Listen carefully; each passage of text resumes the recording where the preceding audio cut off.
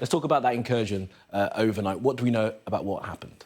Yeah, good afternoon, Kamali. It's the second of these sorts of incursions. The first one happened on Sunday, earlier on in the week. What we know, it happened overnight, happened in the sort of northern Gaza area. It was quite significantly bigger last night than the one earlier on. It involved tanks, bulldozers and infantry.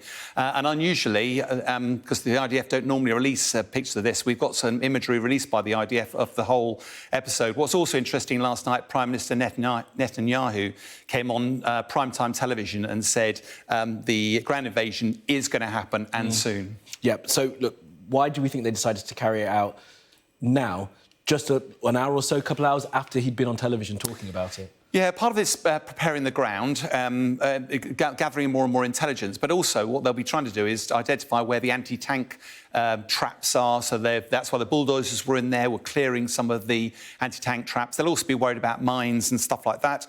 And also what they'll be doing is that Hamas doesn't have the benefit of satellite technology, so they'll have OPs, observation points, all the way along the front line, and inevitably the IDF will be trying to target those. And also they'll be trying to get Hamas to trigger their communications, because as soon as you do that, they can then be intercepted and therefore listened on the way. What's interested me, though, is where this has happened. If we look at the map, the first incursion, although the IDF didn't say where it was actually down in Khan Yunis, according to the Hamas fighters. You go, well, given that we're expecting IDF to do the fighting up there, what was that about? Well, it's quite possible that when the IDF said for Palestinians to flee to the south, that some of the Hamas fighters went with them. That's interesting. And it might be intelligence and communications, Jess, so it could have been a target of opportunity. What we know, though, from last night, what happened in the northern area of Gaza, and that's entirely consistent with the first phase, if they do a ground offensive, is likely to be an armoured push to the south of Gaza City, to the north and to the east, to encircle the city,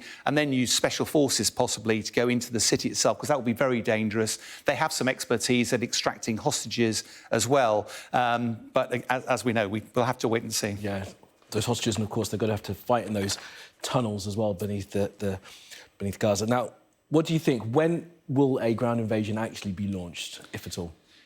Well, if at all, from my perspective. But at the moment, it's pretty clear that from a military perspective, if you're now the boss of the IDF, you're looking at Prime Minister Netanyahu and going, what's my objective? Destroy Hamas. Very difficult to do on the ground. Hamas is more of an idea than anything else.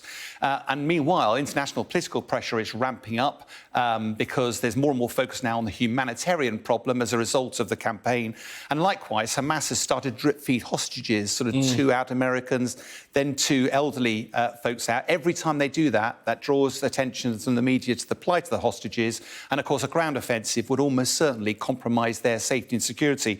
But through all this, Prime Minister Netanyahu does not want Hamas to be holding the initiative in any of this. He wants Israel to be seen to be strong. That's why this air campaign has been going on, striking furiously around targets. Literally, we heard IDF have claimed that over 250 Hamas targets were struck just overnight. The problem is, though, with all of this, is that Israel claims over 1,400 of their people have died. We've heard literally today that Hamas-run health authority in the Gaza said it's now over 7,000 casualties to the Palestinians. And that number could be significantly higher.